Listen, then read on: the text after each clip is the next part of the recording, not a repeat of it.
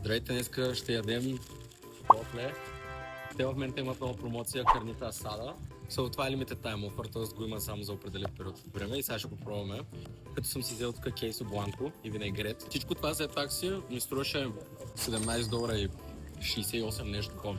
Цено над $17. Това, което съм виждал, че американците правят в мукбенговете, да смесват кейсото с винегреда. Това ще направим и ние.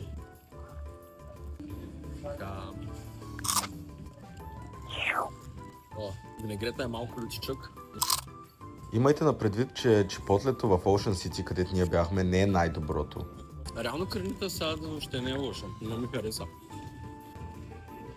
Ако някой идва в чипотле, силно му препоръчвам да си направи такова винегрет с кейсо. Мен май с кефи бая. Интересното е, че с Денката хванахме период, в който американците бойкотираха чипотле заради малки порции и всъщност на нас ни дадоха доста голяма порция, за което е вала. Изчистваме си всичко, понеже не сме гамени. Денка, Кое? колко даш на чипотлето? Този път 8. Що? Беше май скефил месото, не беше свежечко, беше мазничко и рисчето.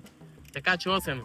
Не го завиху, ще го и бав газа. От мен чипотле карни асадата има 6,5.